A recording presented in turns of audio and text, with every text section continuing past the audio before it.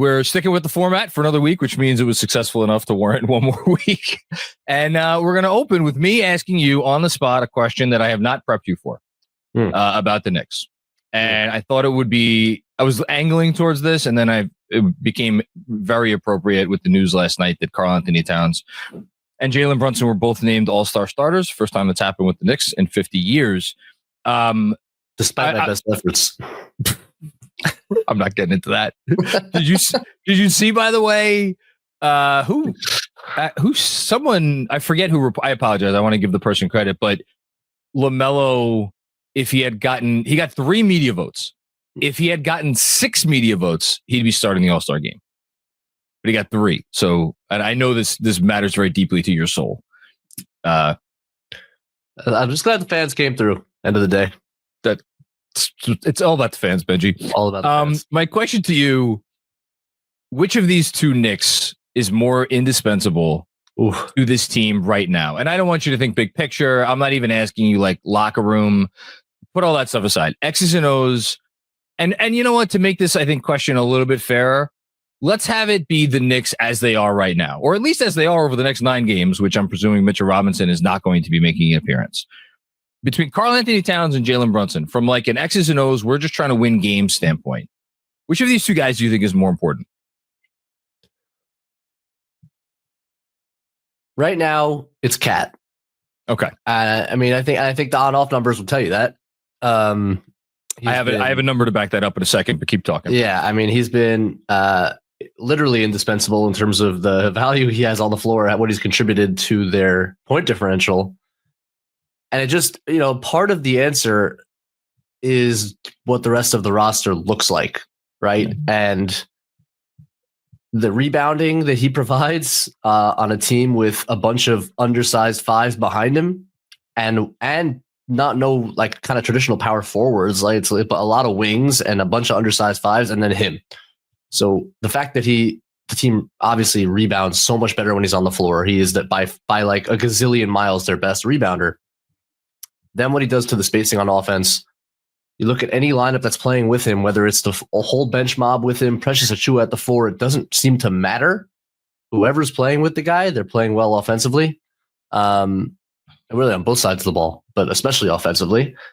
And, as great as Brunson is, I think there's more of his skill set is somewhat replaceable, even though the Knicks don't have another traditional creator, between Bridges and Payne and Josh Hart, when he gets in transition, like they can manufacture enough playmaking and shot making to some degree replace what Jalen Brunson, obviously not fully, but to some degree replace what Brunson does for the team to a larger extent than they can do so for Cat at this point. I think that would be my answer.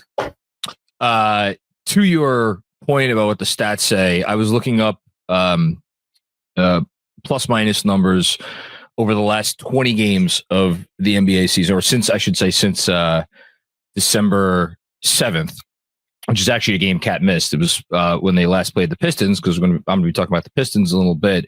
Over that time in the NBA, Karl-Anthony Towns, in terms of total plus minus, is 8th in the league. There is no other Knick in the top 50 league-wide. His plus minus is at least, I think, if my math is correct, like at least double the next closest Knick.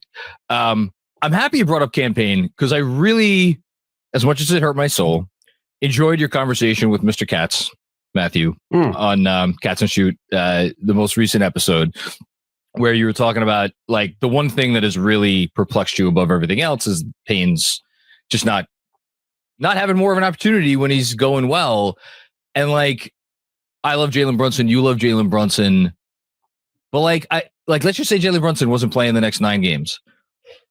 There's like a non-zero chance that campaign could come in over those 9 games. And like, he could go, he's not lacking for confidence. Like, he will get up 15 shots a game. He's not hitting as many as Jalen Brunson. He's not working the paint like Jalen Brunson. He's not I don't know. He might be the passer Jalen Brunson is. But like, he could be a representative NBA point guard for like a couple of weeks, right? Absolutely. And especially with support, right? And you'd see a little more Bridges on ball, I'm sure. You see a little more Josh Hart on ball. But yeah, like he's a quality backup point guard. I think he's proven that this year and in the past. The other thing I would mention about Brunson, though, is Cat. We talk a lot about Cat's defense. Oh, I know you're. I like it. And we talk about it as 2 weak points, right? Yeah. Numbers don't say that about Cat, by the way. You alluded to it before. Not say that about Cat. So like the numbers on off, there's 6 points better defensively per 100 possessions when he's out there than when he's not. Now that again has to also do with what's behind him. It's not like that's not a pure value, but it's representative because Brunson, they're 4.2 points worse defensively per 100 possessions when he's on the floor. And I do think Cat's rebounding, obviously just pure size, right? The size differential is huge. His rebounding is exceptional. He makes a bigger impact down there than you think, even if it looks clumsy at times. And even if it's frustrating in terms of his coverages. And I think it compromises the defense in different ways when your center struggles defensively. But teams take advantage of Jalen Brunson a lot. They target him a lot. We've seen it, especially down the stretch of games.